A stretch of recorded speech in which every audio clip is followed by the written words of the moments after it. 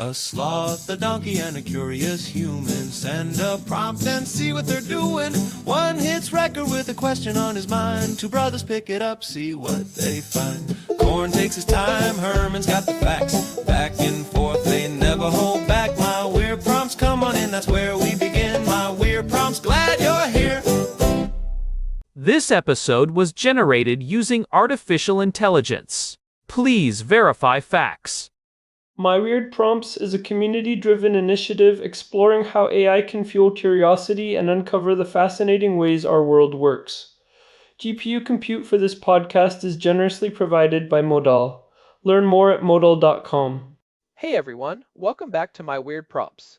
I am Herman, and I am sitting here in a fairly chilly Jerusalem evening with my brother. The wind is whistling through the gaps in these old stone window frames, and I have got a heavy sweater on, but the conversation we are about to have is definitely going to provide enough heat for the night. Herman Poppleberry, at your service. It is good to be here, even if the stone walls of this house are doing their best to keep the winter air inside with us. Our housemate Daniel sent us a prompt this morning that has been weighing on both of us all day, I think. It is one of those topics that feels like it is everywhere in the news lately. But the way it is being discussed feels, well, it feels like people are trying to perform surgery on an identity without an anesthetic. That is a vivid way to put it, corn. Daniel was asking us to look at this growing movement to decouple Judaism from Zionism. You see it in the op-eds, you see it in the campus protests, and you certainly see it in the political rhetoric coming out of places like New York and London lately. There is this concerted effort to say that Zionism is just a political opinion, or even a modern mutation, and that true Judaism has nothing to do with it.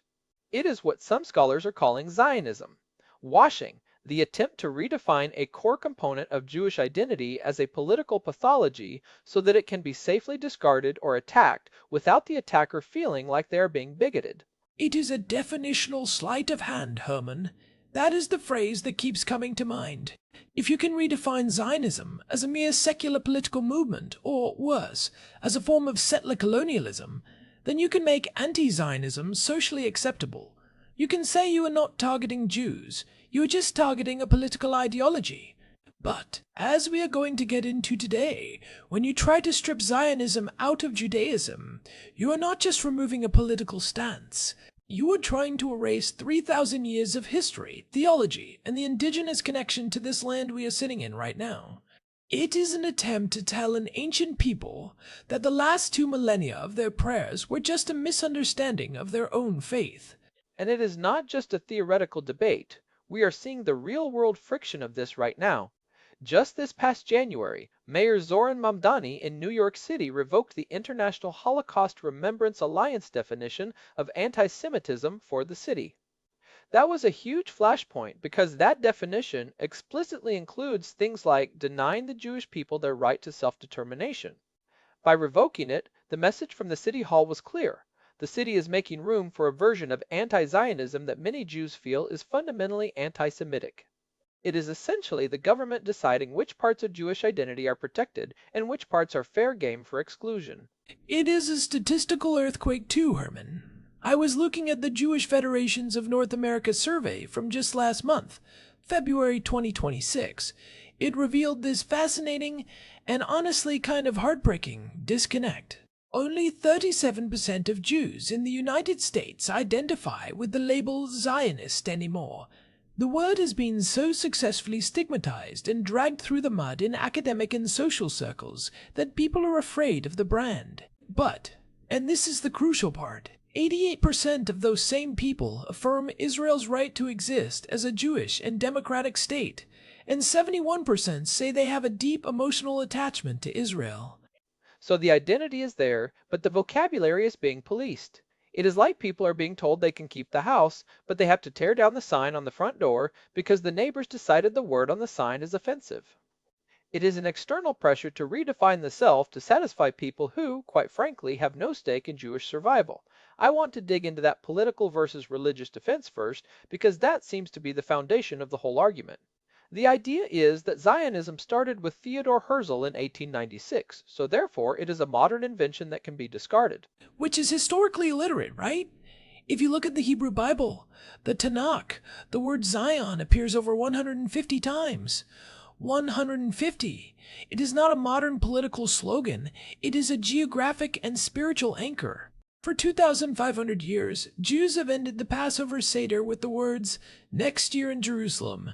Every single day, 3 times a day, Jews face toward Jerusalem in prayer. To say that the longing for a return to the ancestral homeland is a secular invention is like saying the ocean is a modern invention because we only recently started calling it the maritime industry. And if you look at the liturgy, it is even more explicit. In the Amidah, the central prayer of every Jewish service, there is a specific blessing for the rebuilding of Jerusalem. In the Birkat Hamazon, the grace after meals, there is a plea for God to have mercy on Zion and the kingdom of the house of David. This isn't just a casual affinity, it is the structural framework of the religion. The concept of galut, or exile, inherently implies a destination. You cannot have a theology of exile without a theology of return. When people try to separate the two, they are essentially asking Jews to practice a version of Judaism that has been lobotomized of its historical memory. And this brings us to the indigenous nature of the Jewish connection. We talked about this a bit in episode 1019, The Colonialist Myth, but it bears repeating here. When people call Zionism settler-colonialism, they are projecting a Western 19th century European framework onto a non-Western, ancient people returning to their origin point. It is a category error of massive proportions. Colonialism involves a mother country sending people out to a foreign land to extract resources for the benefit of the empire. Who was the mother country for the Jews? Where was the empire they were serving? There wasn't one. They were refugees and returnees coming back to the only land where their language, their religion, and their culture were born. Right, and modern political Zionism was simply the realization that in the diaspora, Jews would always be a guest at someone else's table, and that table could be flipped over at any moment. The 19th century movement didn't create the desire, it just provided the political vehicle for it. But the content of that self-determination was always rooted in the ancient connection. When critics ignore this, they are engaging in a form of historical erasure. They are saying that the 3,000 years of continuous Jewish presence in this land, because there was always a remnant here, even in the darkest times, doesn't count because it doesn't fit the modern anti-colonial narrative. It really is a shield. People say, I am not anti-Semitic, I am just an anti-Zionist. But then you look at what that actually means in practice. If you are an anti-Zionist, you are essentially saying that of all the peoples on earth, only the Jews do not have the right to self-determination in their ancestral home. You are advocating for the dismantling of a state that is home to 7 million Jews. That is not just a political critique of a government's policy. That is a call for the erasure of a people's security and sovereignty. If I say I am anti-Italian state, and I think Italy should be dismantled and the Italians should live as a minority under someone else's rule, people would rightly call that a form of prejudice against Italians. Why is it different for Jews? We should talk about the tokenization of dissent here, because this is where the debate gets really messy and where the media often fails the public.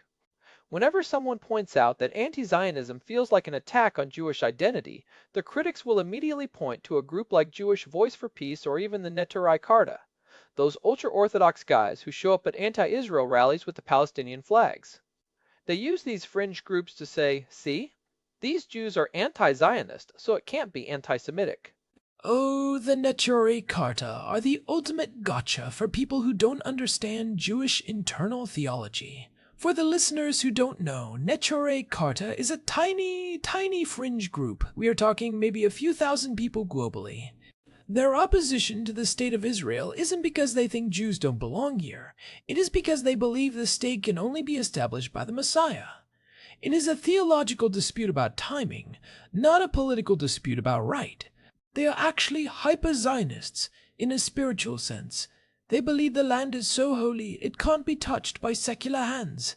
Using them to justify secular, political anti-Zionism is like using a group that refuses to drive cars because they are waiting for a flying chariot to argue that cars shouldn't exist for anyone. It is a complete misrepresentation of the internal Jewish conversation. And then you have groups like Jewish Voice for Peace, or JVP. They provide a different kind of moral cover. They use Jewish rituals, like Seder plates or prayer shawls, at political rallies to signal that their anti-Zionism is a Jewish value. But if you look at their platform, they explicitly support the dismantling of the Jewish state. This is what I call the court Jew phenomenon. Throughout history, there have always been a small number of Jews who were willing to validate the prejudices of the majority in exchange for social standing or safety. In the Soviet Union, they had the Anti-Zionist Committee of the Soviet Public, which was made up of Jews whose job was to tell the world that Soviet Jews hated Zionism.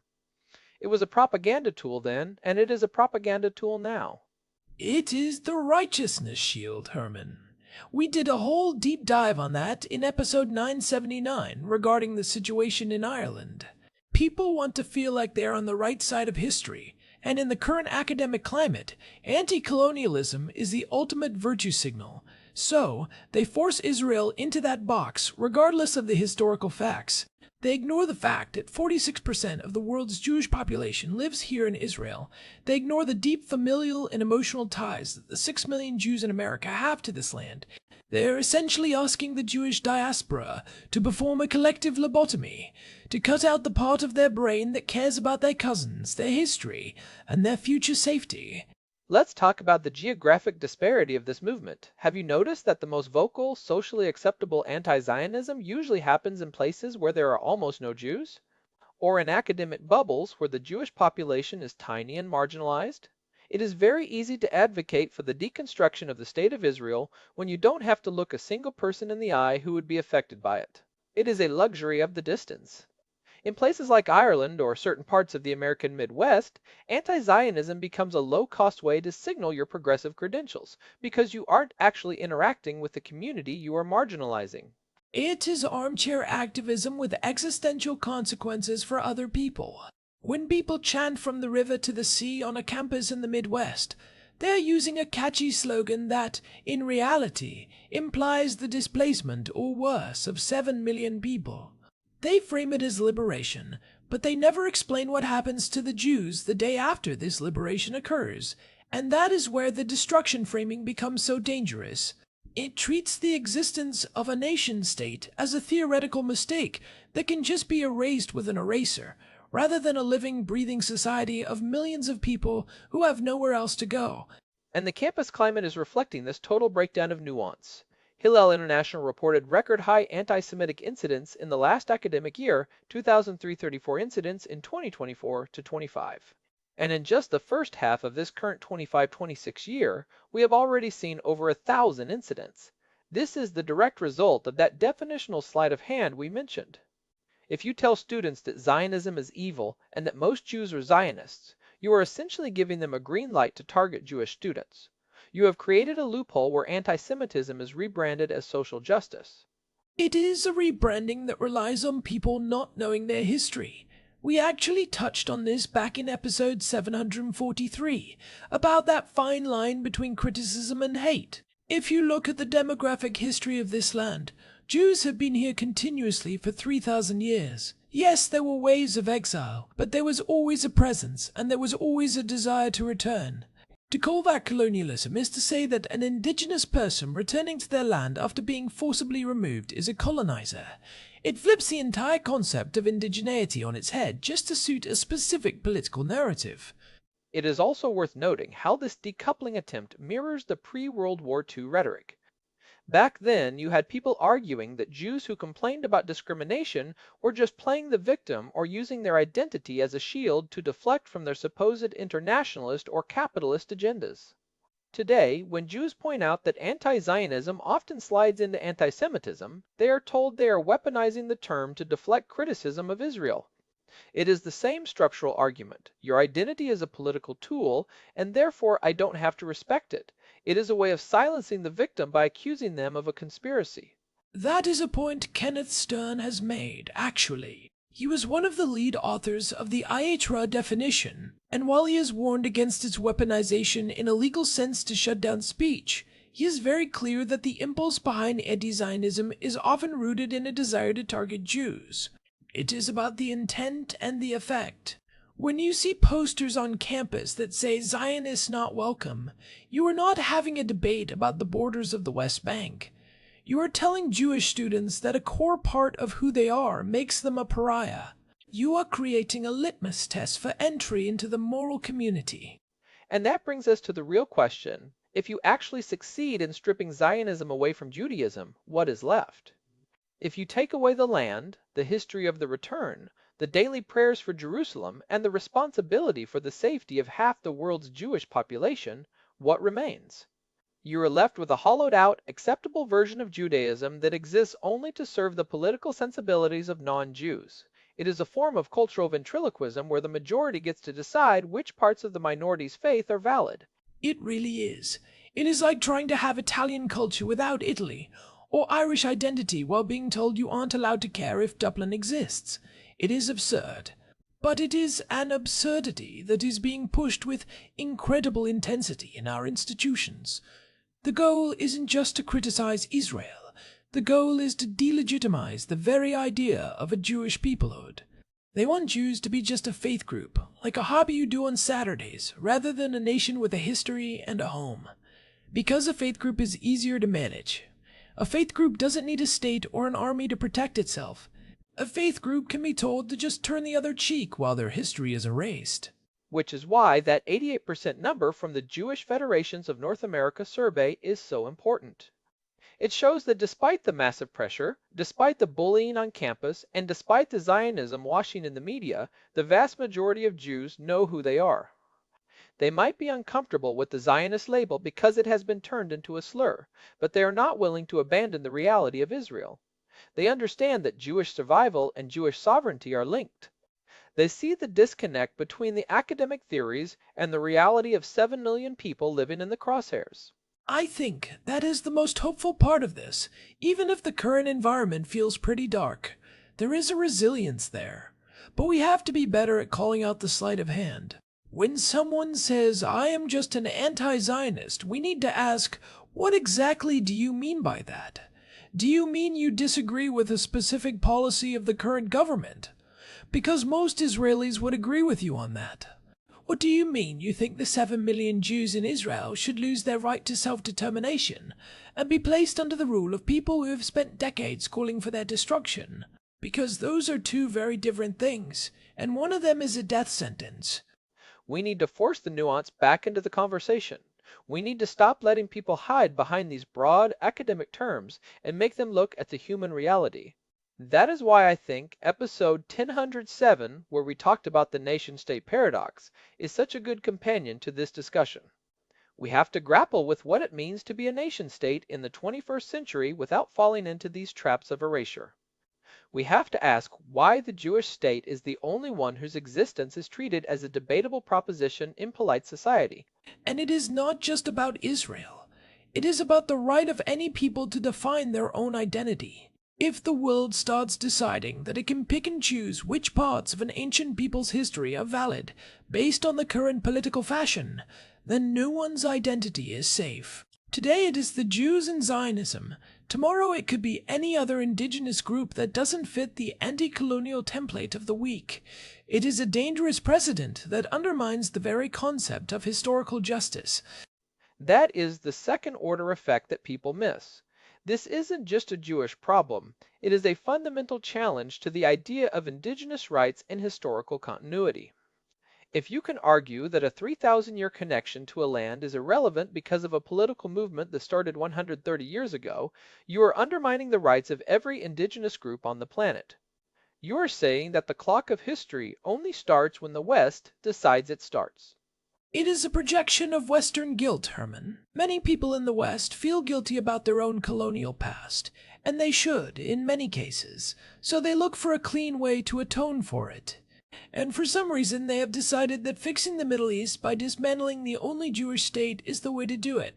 It is a way to feel righteous without actually having to sacrifice anything of their own. That is the righteousness shield in action. It is much easier to protest a Jewish student in New York than it is to deal with the complexities of your own country's history. So, what are the practical takeaways for someone listening to this? Someone who sees these arguments happening in their office, or on their social media feed, or at their university. How do you push back against a definitional sleight of hand that is backed by so much institutional power? I think the first step is to reclaim the vocabulary. Don't let people turn Zionist into a dirty word. If 88% of Jews believe Israel has a right to exist, then that is the mainstream Jewish position. Period. If someone says they are anti-Zionist, ask them to define it. Usually they can't do it without falling into tropes or calling for the destruction of a state. Once you expose the lack of substance behind the slogan, the power of the slogan starts to fade. You have to force them to move from the abstract to the concrete. And I would add, look at the sources. When someone cites a fringe Jewish group to prove a point, point out how fringe they are. If someone uses Jewish Voice for Peace as their moral authority, remind them that this is an organization that represents a tiny sliver of the community and is often used by non-Jews to silence the majority. We have to stop letting the outliers dictate the terms of the debate. It is a form of cherry-picking that would never be accepted in any other context. We also need to emphasize the indigenous nature of the connection. This isn't a colonial project from Europe, it is a return of an indigenous people to their homeland. Use the numbers, the 150 mentions of Zion in the Bible, the 2,500 years of prayer. Make it clear that this isn't a modern mutation, but an ancient continuity. When you frame it as an indigenous rights issue, it becomes much harder for the social justice crowd to dismiss it. You are essentially using their own framework to show them why they are wrong. That is a great point. It is about changing the frame of reference. Instead of playing defense on their terms, we should be playing offense on the terms of history and identity. We are not defending a political ideology, we are defending the right of an ancient people to exist and determine their own future. That is a much more powerful and much more accurate position. It moves the conversation from policy, which is debatable, to existence, which should not be. And honestly, Herman, we should also encourage people to just be honest about the stakes. When people chant from the river to the sea, they are not chanting for a two-state solution. They are chanting for the end of a Jewish presence in this land. We need to stop pretending that this rhetoric is harmless or metaphorical. It has real-world consequences for the safety of Jews everywhere, from Jerusalem to New York City. We saw it with the campus data. The rhetoric leads directly to the incidents. The campus data really brings that home. When you have over 1,000 anti-Semitic incidents in just 6 months, you are not looking at a political debate. You are looking at a hostile environment that is being fueled by this decoupling rhetoric. If you tell people that Zionism is the ultimate evil, and then you tell them that most Jews are Zionists, you are creating a pipeline to violence. It is that simple. You have dehumanized the target by labeling their identity as a pathology. It really is. And it is why this project of decoupling is so insidious. It is not an intellectual exercise, it is a psychological operation designed to isolate and marginalize the Jewish community. By forcing Jews to choose between their identity and their social standing, the anti-Zionist movement is trying to break the back of Jewish peoplehood. They want to turn us into a people who are ashamed of our own history. But as we have seen throughout history, that is a lot harder to do than they think. The Jewish people have a way of outlasting their redefiners. Whether it was the Hellenists, the Romans, the Soviets, or the modern ideologues, the core of the identity, the connection to the land, the book, and the people remains. You can't decouple what has been fused together for 3 millennia by prayer, blood, and memory. Am Yisrael Chai, as they say. The people of Israel live, and they live here, in this land, and in the hearts of millions of people around the world who refuse to be decoupled from their own history. The attempt to erase Zionism from Judaism is ultimately an attempt to erase the Jewish people as a distinct nation, and that is a project that has failed many times before. I think that is a good place to start wrapping this up. This has been a heavy one, but I think it is one of the most important discussions we have had in a while. If we don't get the definitions right, we can't get the solutions right. We are not just talking about a prompt from Daniel, we are talking about the right of a people to exist on their own terms. You can't solve a problem if you are using a map that intentionally leaves out the most important landmarks. And for the Jewish people, Zion is the landmark. It is the North Star of the identity. Well, if you have been following along and this sparked some thoughts, maybe some disagreements or some aha moments, we would love to hear from you. Head over to myweirdprompts.com. We have a contact form there, and you can find all the links to our past episodes, including the ones we mentioned today, like episode 1019 on the colonialist myth and episode 743 on the fine line between criticism and hate. And if you are enjoying the deep dives, please take a second to leave us a review on your podcast app or on Spotify. It really does help other people find the show. And in an environment where these topics are so often simplified or distorted, getting this kind of nuanced discussion out there is more important than ever. We need to build a community of people who are willing to live past the slogans. Truly. You can also join our Telegram channel. Just search for My Weird Prompts. We post there every time a new episode drops, so you will never miss a prompt from Daniel or one of our deep dives. We also share some of the research papers and surveys we talk about, like that JFNA survey from February. And thanks again to Daniel for sending this in. It is definitely one that we're going to be thinking about for a long time. It is not just about a prompt, it is about the ground we are standing on. Literally, in our case, since we are sitting in Jerusalem. Literally. Alright, I think that is it for today. This has been My Weird Prompts.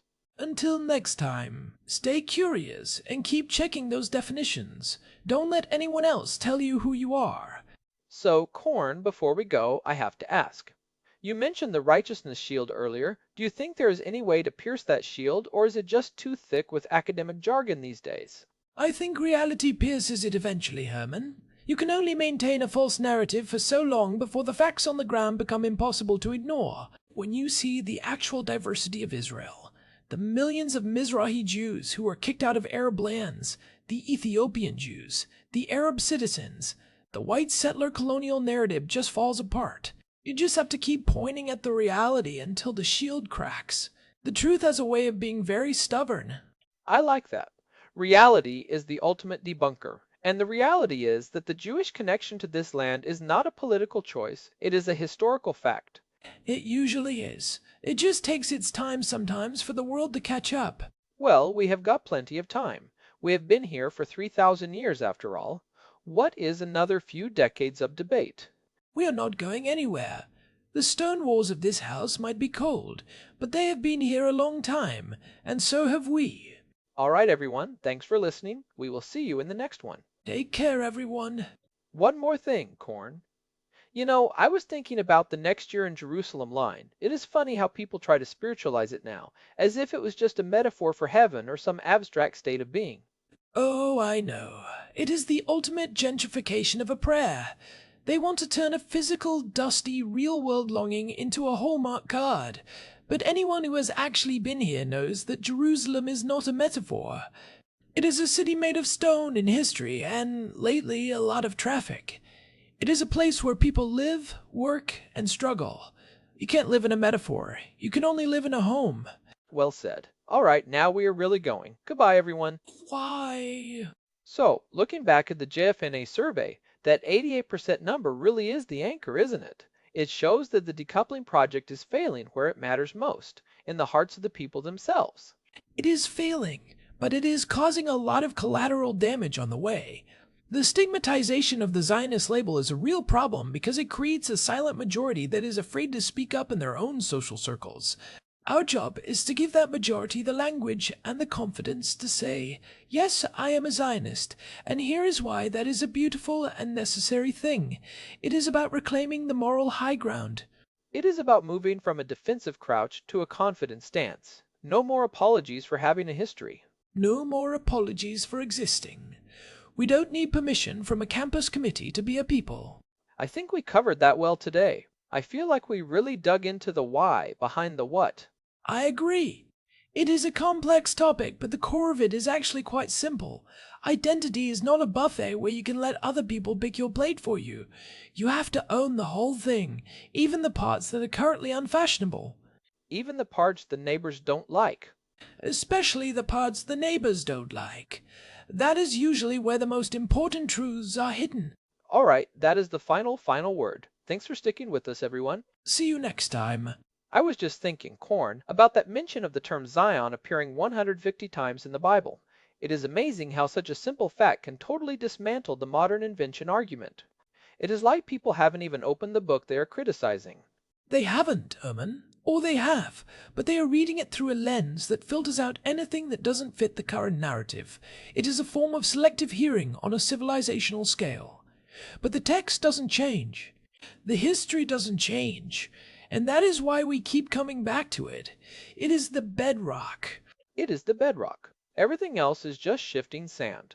And we have got plenty of bedrock here in Jerusalem. We certainly do. All right, I am going to go make some tea. This house is freezing. Make some for me too. I am starting to feel like that sloth you always talk about, just moving slowly to conserve heat. Ha! I knew you would bring it up eventually. The sloth is the ultimate survivalist. Guilty as charged. Let's go. Thanks for listening to My Weird Prompts. We will be back soon with another one from Daniel. Good night, everyone. Tonight. Wait, did we mention the RSS feed? I think I said the website has all the links.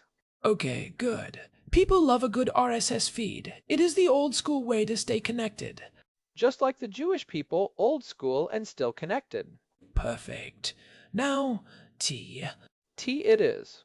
Seriously though, the Mamdani thing in New York, that really was a turning point, wasn't it? It felt like an official sanctioning of the erasure. It was. It was a signal that the institutional guardrails are being removed. That is why the grassroots response, the actual people saying, no, you don't get to define us, is so critical. If the politicians won't do it, the people have to. And that is what we are seeing. The statistical earthquake is happening in both directions. The pressure is increasing, but so is the clarity for those who are paying attention. Clarity is the best antidote to a sleight of hand. Okay, for real this time. Bye. Bye. One last thing. Don't forget to search for My Weird Prompts on Telegram. It is the best way to keep up with us. And check out episode 981 if you want more on that opinion gap we mentioned. It goes deep into the data. Good call. All right, tea time. Finally. This has been My Weird Prompts. Thanks for being part of the collaboration. See you in the next episode. Check you like. Bye. This episode was generated using Gemini Flash 3. Text-to-speech engine was Chatterbox. Thanks for listening to our show, My Weird Prompts, where our thoughts go from slow takes to facts on cue. We change